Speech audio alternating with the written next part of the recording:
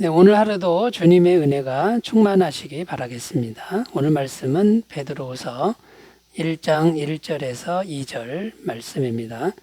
예수 그리스도의 종이며 사도인 시몬 베드로는 우리 하나님과 구주 예수 그리스도의 의를 힘입어 동일하게 보배로운 믿음을 우리와 함께 받은 자들에게 편지하노니 하나님과 우리 주 예수를 알므로 은혜와 평강이 너희에게 더욱 많을지어다. 아멘. 베드로 전서는 외부로부터 오는 핍박을 어떻게 인내할 것인가에 대한 서신서라고 말씀을 드렸습니다. 반면 베드로 후서는 교회 내부에 있는 이단들을 어떻게 상대할 것인가, 이런 주제의 말씀입니다.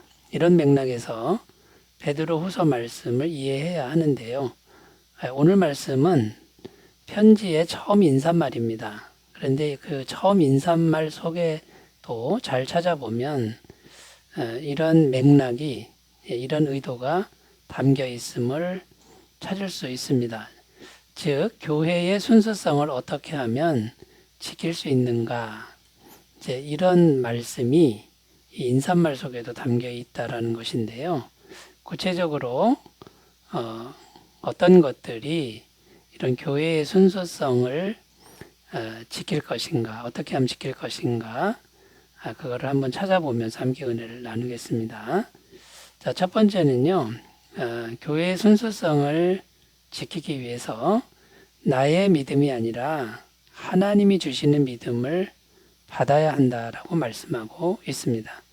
1절을 다시 읽겠습니다. 예수 그리스도의 종이며 사도인 시몬 베드로는 우리 하나님과 구주 예수 그리스도의 의를 힘입어 동일하게 보배로운 믿음을 우리와 함께 받은 자들에게 편지하노니. 자, 여기 보면 믿음을 지금 설명하고 있는데, 보배로운 믿음을 우리와 함께 받은 자들에게 편지하노니, 이렇게 설명하고 있습니다. 믿음을 받았다, 이렇게 이제 표현하는 것에 우리가 좀 주의해야 하겠지요. 자, 그래서 믿음을 받았다라고 했을 때 믿음에는 두 가지 믿음이 있을 수 있습니다. 하나는 내가 믿는 믿음이고 다른 하나는 하나님이 주시는 믿음이다라는 것이죠.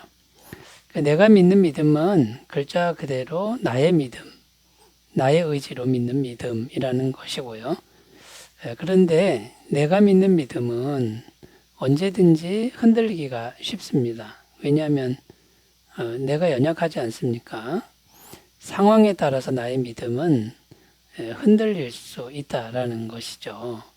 그런데 반면에 하나님이 주시는 믿음은 하나님이 성령님을 통해서 주시는 믿음이기 때문에 이 믿음은 성령님 그분이 우리 안에 아예 들어오셔서 그분이 계속해서 공급하시는 믿음이다. 믿음을 불어넣어주는 믿음이다. 이런 의미가 됩니다. 자, 그러니까 성령님이 아예 자신이 우리 속에 들어오셔서 주시는 믿음이니까 이거는 흔들림이 없는 믿음이고 영원한 믿음이고 계속되는 믿음이라는 거죠. 때로는 우리가 흔들릴 수 있습니다. 의심할 수 있습니다만 성령님이 우리 안에 들어오셔서 계시기 때문에 흔들리는 나에게 계속 믿음을 공급해 주셔서 나를 붙들어 준다라는 겁니다.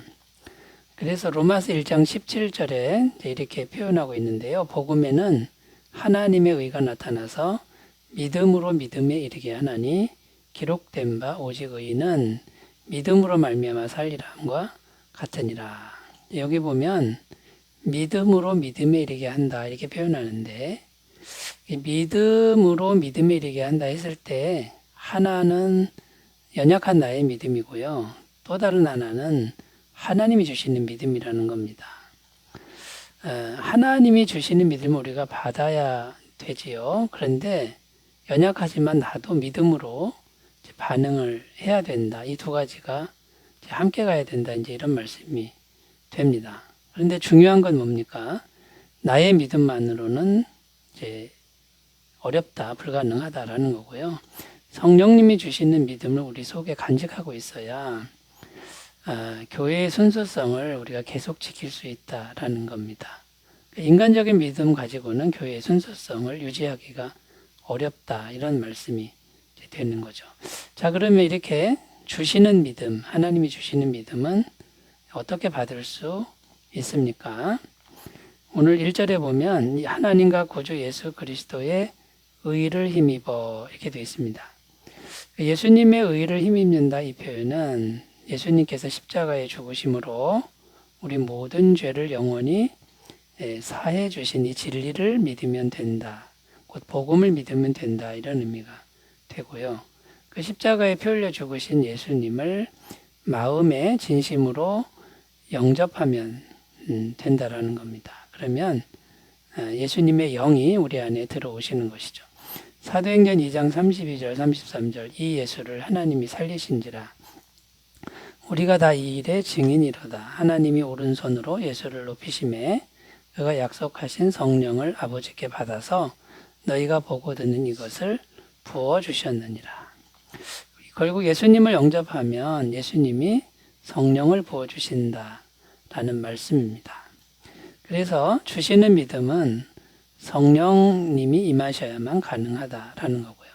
성령님은 예수님의 십자가 보혈을 믿음으로 이 죄사함을 믿을 때 우리에게 오신다라는 겁니다. 자, 그래서 여러분 이런 교회의 순수성을 지킬 수 있는 것을 나의 믿음도 있어야 되지만 그걸로는 역부족이고 반드시 성령을 통해 주시는 믿음을 받아야 한다는 것인데 우리 모두 이런 믿음으로 나아가셨으면 좋겠습니다. 자, 두 번째는요. 교회의 순수성을 지키기 위해서 해야 될 일 두 번째는 교회의 소중함을 잊지 말아야 한다라는 겁니다. 1절을 다시 읽겠습니다. 예수 그리스도의 종이며 사도인 시몬 베드로는 우리 하나님과 구주 예수 그리스도의 의를 힘입어 동일하게 보배로운 믿음을 우리와 함께 받은 자들에게 편지하노니. 자, 여기 보면 동일하게 보배로운 믿음을 우리와 함께 받은 자들에게 편지하노니. 자, 여기 보면 믿음을 함께 받은 자들, 곧 교회 공동체를 의미하는 것이죠. 그러니까 함께 받았다. 나만 받은 게 아니라 함께 받은 사람들이 있다. 곧 교회인데요.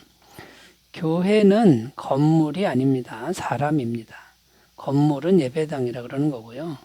교회의 정의는 예수님을 구주로 믿는 사람들이라는 것이죠. 자, 그런데 이 교회가 중요하다라고 성경은 강조하고 있습니다. 왜냐하면 교회 안에 주님이 함께 하신다. 교회가 있어야 주님이 함께 하시는 것이죠.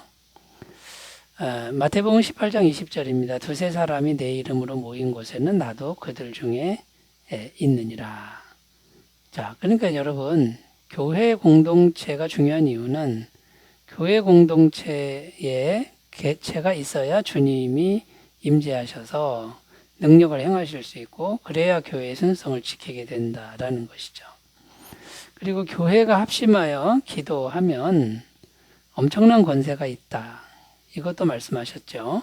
마태복음 18장 18절에서 19절 진실로 너희에게 이르노니 무엇이든지 너희가 땅에서 매면 하늘에서도 매일 것이요 무엇이든지 땅에서 풀면 하늘에서도 풀리리라.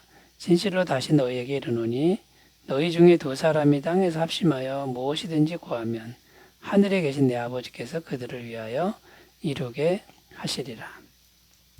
그러니까 교회에 모이는 것도 중요하고 교회가 합심하여 기도하는 것도 엄청나게 중요하다. 그러면 하나님이 행하신다. 기적을 행하신다라는 거죠. 그러니까 여러분, 이 교회의 소중함을 잊지 않고 연합할 때 우리는 교회를 지킬 수 있다라는 거고요. 또 인간적으로도요, 교회가 있을 때 서로 믿음 안에서 붙들어 줄 수 있다라는 겁니다. 성도들끼리. 전도서 4장 10절 12절입니다. 혹시 그들이 넘어지면 하나가 그 동물을 붙들어 일으키려니와 홀로에서 넘어지고 붙들어 일으킬 자가 없는 자에게는 화가 있으리라. 또 두 사람이 함께 누우면 따뜻하거니와 한 사람이면 어찌 따뜻하랴. 한 사람이면 패하겠거니와 두 사람이면 맞설 수 있나니 세 겹줄은 쉽게 끊어지지 아니하느니라. 인간적으로도 같은 믿음을 가진 사람들이 서로 붙들어주면 흔들림이 없다, 끊어지지 않는다, 이렇게 말씀하고 있습니다. 자, 같은 믿음을 가진 사람들끼리 잘 연합해서 교회의 순수성을 잘 지키시기를 바라겠습니다. 자, 세 번째입니다. 교회를 어떻게 순수하게 지킬 것인가. 세 번째는 복음의 은혜를 늘 묵상해야 된다라는 겁니다. 2절입니다. 하나님과 우리 주 예수를 알므로 은혜와 평강이 너에게 더욱 많을지어다. 여기 보면 은혜와 평강이 더욱 많을지어다 이렇게 표현하는데, 인사말에 있어서 전형적인 인사말입니다. 그러니까 평강은요, 사람의 평강이 아니라 신적인 평강을 의미합니다. 요한복음 14장 27절, 평안을 너희에게 끼치노니 곧 나의 평안을 너희에게 주노라. 내가 너희에게 주는 것은 세상이 주는 것과 같지 아니하니라. 너희는 마음에 근심하지도 말고 두려워하지도 말라. 그러니까 예수님의 평안, 신적인 평안을 의미하는 건데요. 이게 더욱 많기를 바란다는 인사말입니다. 근데 이 평강은 어디서 오느냐 하면 은혜로부터 온다라는 거예요. 그래서 은혜와 평강 이렇게 표현하는 거죠. 자, 은혜가 먼저 와야 평강이 따라오는데, 그럼 그 은혜가 뭐냐면 알무로 주어진다 이렇게 되어 있습니다. 여기서 알무로라는 단어가 에피그노시스라는 헬라어인데 그냥 아는 게 아니라 구원의 은혜를 아는 걸 의미합니다. 자, 그러니까 여러분, 구원은 복음의 은혜죠. 복음의 진리를 믿을 때 주어지는 은혜가 구원의 은혜인데, 결국 예수님의 십자가 보혈로 영원한 죄 사함이 이루어졌다. 이것을 믿기만 하면 예수님의 의가 우리에게 그대로 덧입혀진다라고 하는 이 복음의 은혜를 알게 되면 그것이 이제 은혜고요. 그 은혜를 알면 신적인 평강이 우리에게 온다. 이 신적인 평강은 하나님의 성령이 우리 안에 들어오시는 것이죠.